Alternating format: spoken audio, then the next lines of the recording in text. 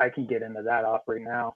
That was Operation Lexington in October. So we did that with the DEA FAST teams, and 160th SOAR guys brought us in on that mission. And we went to Dari Boom, Afghanistan, which was, it was about 30 or 40 clicks north of Herat. It's ended up being my next follow-on deployment is where I got put there for VSP. But on this mission, you know, we were going specifically after a drug bazaar. So this bazaar was like, it was oriented basically, you know, east-west in this kind of this north-south like running valley, and it was surrounded by mountains. So like the bazaar was like right at the base of a mountain, which made it very very interesting for getting helicopters in there. There's quite a few LZs to the south of it that we worked. So we came in, we did a 300-meter offset with the 160th and landed and went in. We took, you know, we had guys squirting immediately off the objective. And then, you know, we had known fighting positions from intel that these guys would probably go up that mountain. And there was a couple spots where they actually had, you know, machine gun emplacements. So immediately we were already engaging guys. We got a couple guys with AC-130s right off the bat.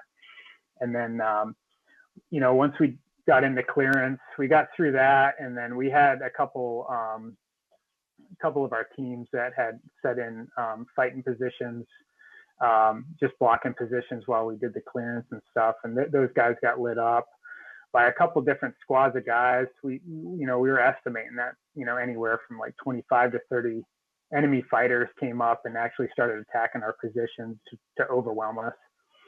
And the intel reports at the time for that op was that those guys had the ability to surge 50 to 100 fighters into that valley.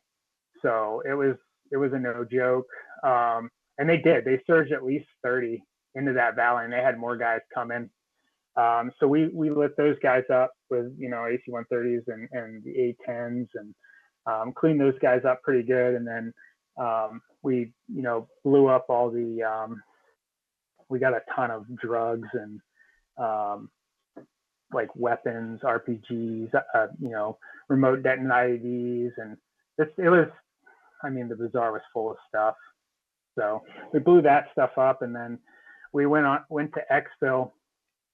And I was in the lead bird on exfil, or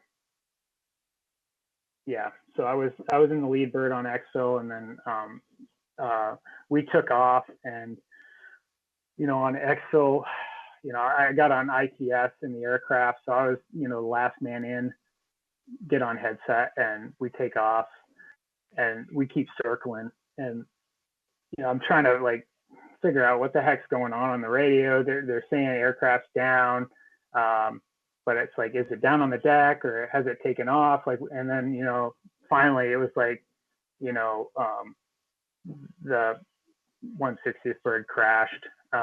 So we made the decision right there to reinsert.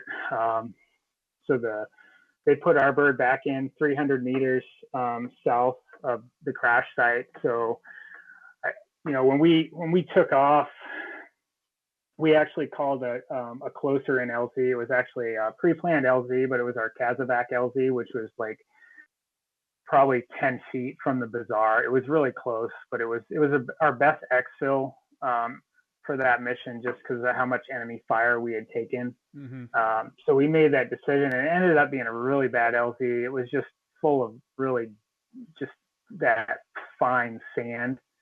And, you know, from what we can tell, so everybody, you know, it browned out. The second bird, you know, Chief Warrant Officer Montgomery and Lyons were in the second bird. And, you know, from what we gather, I don't know. I didn't see the follow-on reports from the 160th, but it looked like that maybe they browned out. They got disoriented. And from what we see in the crash site, it looks like that maybe they were going towards the mountain, and then they overcorrected and lost power. And basically, they lost power and they crashed the aircraft into one of the buildings, into the bazaar. So that's got to be surreal. That's got to be so surreal when you hear that. I mean, you're listening to them, the comms on the radio and stuff, and then now you know you're going back into something like that. Yeah, and it was like, that's supposed to be a 3-hour mission, and so like we're literally carrying what we could carry on our persons. You know, we weren't ready. I mean, we had like one water bottle, you know, one of those, you crush the water bottle before you get off the aircraft and leave your cold weather gear on the aircraft and jump off, you know. And so yeah, they gave us the, hey, we're putting the bird back in. They put us back in 300 meters away from the crash site, and you know, I was the first one off, and I'm like, oh, crap, this is gonna suck. And I had the AC-130 mark the crash site, and I just started running for the crash site. You know, we just kind of, hey, everybody just start moving towards the crash site. By the time I got to the crash site, everything was cooking off. Obviously, the rounds were on the gauge were going off, but from what I can gather, the ODA chief warrant officer was able to help and get guys organized, and they pulled everybody off the bird that they could get. And they already had a casualty collection point in one of the buildings near to the crash site already set up. So, and then we started working, getting guys to on stretchers that weren't mobile, and then started moving guys to the first 160th bird for exfil. I think we exfilled like 26 to 28 guys for that mission. It was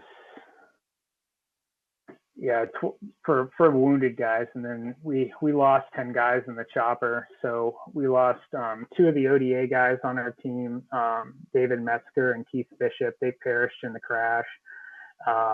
And then we lost 3 of the DEA fast team guys. We lost Lehman, Chad Michael, and then Michael Weston. And then we lost the 4 or 6 of the 160th SOAR guys. We lost Sergeant Hernandez Chavez, Staff Sergeant McNabb, Sergeant Mueller, and then Chief Warrant Officer Montgomery and Chief Warrant Officer Lyons. They all perished on the crash. So at that time, we were basically trying to get everybody that we could onto the first chopper, because the 160th guys were like, hey, we only got 30 minutes of gas, so we need to get as many people, and, you know, we're 300 meters away. So, I mean, I'm sure you've done medevacs before. You know, this is not a quick process. It doesn't matter how many guys you have, especially when you got guys that are litter and they can't move.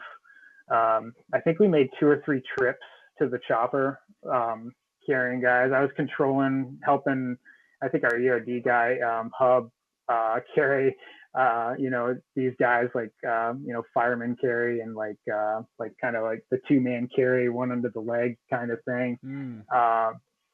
And, you know, the enemy started creeping in. They knew something had happened, so they started probing. I ran a couple A-10 gun runs on guys while the CH-47 160th guys that were on the deck, they were matching rounds with their gals on guys off on the deck too that were trying to attack. So it was pretty dynamic. It took us, I don't know how long to get them loaded. It had to take more than 30 minutes to get those guys loaded up. And, you know, by the grace of God, you know, he had enough gas to get back. I'm sure it was real tight. And then we found out after the 160th bird took off and left, we found out we had one more casualty. So by whoever thought it was a good idea to integrate Spanish casevac, they sent a Spanish bird in, which was a goat rope. Can't talk to them. I mean, it was a horrible experience. They came in, no comms. They ran through I was attacking with A-10s, and they were running through basically when I was about to do some gun runs with those. So I had to like abort the A-10s to get those guys on the deck, and jeez, it was a nightmare, but you know, at least we didn't shoot these Spanish dudes out of the sky. But how did they miss a casualty, or was it just someone that just didn't say anything until the? Yeah, I think it was. Yeah, I don't know, to be honest with you. I mean, it was so chaotic. Yeah. I were they stacking aircraft? Were they stacking you with aircraft when all this went down? I imagine they just started pushing you all kinds of stuff. Yeah, they called our team missing in action, which spun up all the personal recovery guys and all the assets associated with the personal recovery. So I actually found out this later. I was going through an advanced SERE school when I was later on in my career, and a guy that was teaching the class was telling a story about his last like personal recovery mission that went fully, you know, it went full tilt. All the assets were called in, and he's talking about that. I'm like, I think that's my mission. And so it was good to see his perspective, you know, sit in the jock, and then how they work the whole mission from, you know, marshaling assets. Like I had 2 or 3 P-3 Orions overhead doing SIGINT stuff and their whiz bang stuff overhead, and I had a couple A-10s, AC-130s. Like, you know, I had like, you know, 10 to 11 aircraft in the stack for the majority of the time. Mm-hmm. So it was pretty wild. And then, you know, once the Spanish bird got out of there, it kind of quieted it down. We did, you know, a couple more engagements, but it kind of quieted down after that. And then we had to extract the bodies at that point. We had the Rangers come in a little bit later with their PJs. So the pararescue guys came in. They came in on Blackhawks, inserted, helped us, you know, plus up our position, so we didn't have to look outboard. We could focus on recovering the Americans. So that took, I mean, most of the day to get those guys out, and we extracted